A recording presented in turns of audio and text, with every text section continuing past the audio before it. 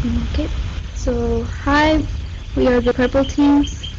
My name is Liliana and I'm the captain of the group. In our team we have members Samia, who's the co-captain, Aicha, and Ata, and for our project we decided to create an interactive exhibition showcasing a sustainable and accessible college of further education, and we chose quality education along with reduce inequalities for our SEGs. There is a box, boxes behind me, and if you click on them, you will receive note cards of our script. We attempted to display the interaction side of the project by allowing you to click onto some of the visible avatar teachers here, and we provided some posters around the area too, and we will do a PowerPoint presentation after the tour of our build. So if you follow me, I can show you around our college. For our build, we provided solar panels on the roof for renewable electricity, and if you come with me inside,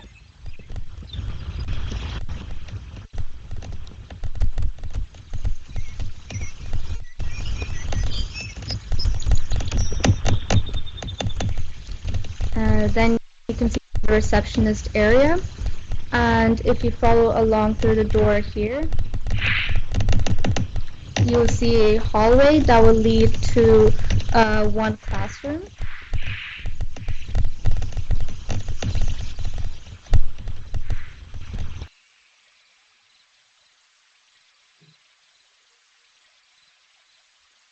The bathroom, and it has a accessible toilet for students with a disability.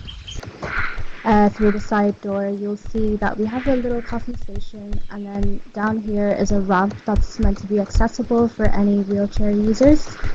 And then if you were to follow me here, you'd see a sensory room that we have. So a sensory room is a specially designed space that helps people regulate how they feel through controlled sensory experiences. It uses things like soft lighting, calming sounds, textures, and sometimes interactive elements to either relax or gently stimulate the senses. Sensory rooms are often used to support people with autism, anxiety, or sensory processing difficulties, but they can benefit anyone who needs a moment to feel calm, focused, or grounded. Back to Liliana. So what are SDGs and why do we choose our ones? So SDGs are the Sustainable Development Goals of the 2030 Agenda for Sustainable Development, which was adopted by all United Nations member states in 2015. There are 17 goals in total, and we chose the 4th and 10th goal as we believe them to be of high importance because, as Ban Ki-moon, a former General Secretary of the United Nations, quoted, "Inclusive education is not a privilege, it is a fundamental human right." So education is relatively improving in Ireland with a great aspect of having PLCs, which is what our build is called. Post-Leaving Certificate Program, or PLCs, can be a full-time program for all types of people.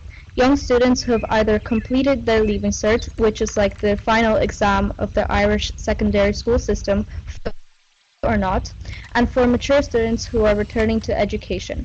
In Ireland, courses here range from psychology, medicine to fine art and business, and hold a level 5 or 6 qualification, which you can see it's like highlighted in the image here. So to explain this, the course that I'm currently studying at TUD is a level 8 course. So this can encourage learning for all types of people who have had difficulties in the past. One second, sorry. Please stop here. And sorry, 1 second. So this can encourage learning of all types who have had difficulties in the past if the learning curriculum didn't aid them before. We believe an acceptable educational program is important for our SDG 4 of quality education, and in the future, once this type of learning is more seen and provided, then SDG 10 of reduced inequalities is a reasonable outcome. Learning also in an environment open to sustainability enables students to follow such principles as they follow on life after a year or two studying at such college. So why are PLCs a great option? They are very accessible in terms of being affordable. A year of study requires payment of €50 for the whole year, where students can be given supplies by the school or loan laptops. You may also realize that a course that you chose here doesn't suit you, and in turn you save a lot of money by not committing into a 3 or 4 year university course and spending money that you have no interest in. It's a college that can open up many opportunities and broaden your view of education. So now I'll be giving it to Samia. Okay, so if we look at the key highlights, what we can see is a strong emphasis on education participation in Ireland, particularly among younger adults. In 2024, 65% of people aged 25 to 34 had third level qualification. That's notably higher than 61% for those aged 35 to 44, which suggests that access to higher education has been growing over time.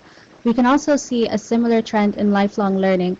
Around 64% of adults aged 25 to 34 were engaged in learning in 2022, compared to just 35% of those aged 55 to 69. So younger generations are not only more educated, but also more likely to continue learning throughout their lives. We can also see retention rates in the school system are quite high. Nearly 98% of students stayed in school through the junior cycle, and over 91% continued through to the Leaving Certificate. That may indicate there's a relatively stable education system in terms of keeping students enrolled. And importantly, early childhood education is also expanding. Over 91% of children aged 3 to 4 were enrolled in early years education in 2022 to 2023, which is a significant increase from the previous years. Now, if we shift to Ireland's broader perspective through the lens of Sustainable Development Goals, particularly SDG 4, the focus is on inclusive and equitable quality education.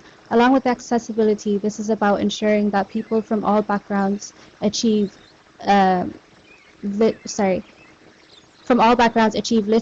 numeracy, and progress through different levels of education. It also emphasizes equal access to technical, vocational, and third-level education, as well as addressing gender disparities and supporting vulnerable groups. So in an Irish context, achieving SDG 4 means making sure that education isn't just widely available, but genuinely accessible regardless of someone's socioeconomic background.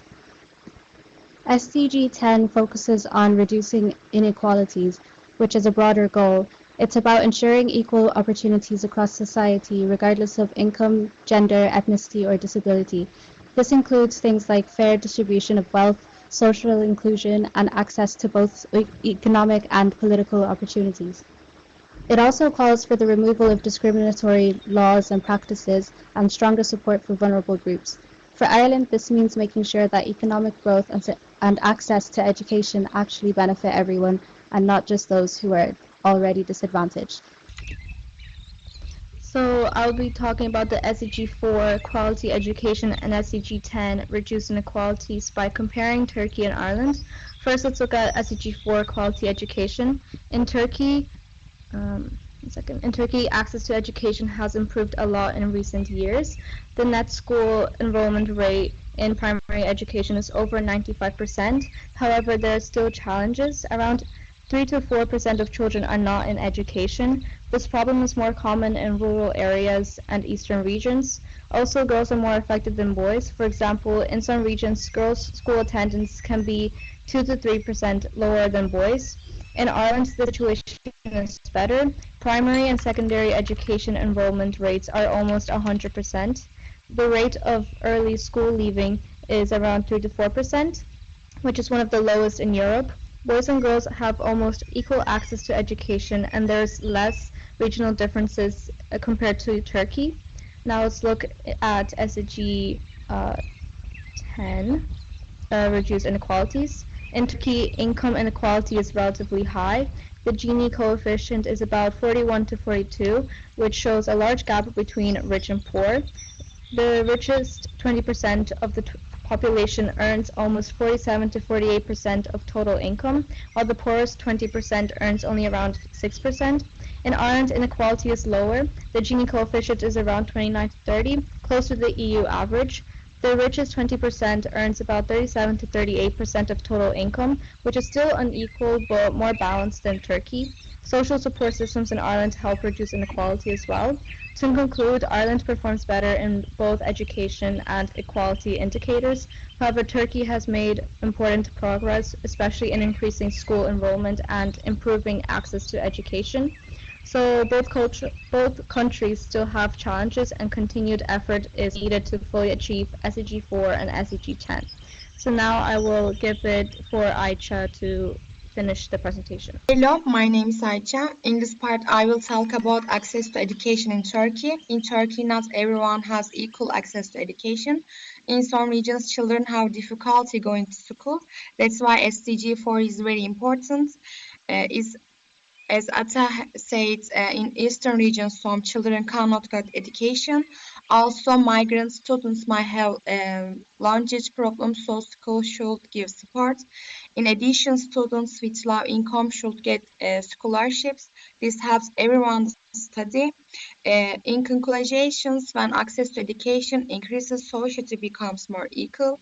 This is why we built this project to create an educational space that is very accessible.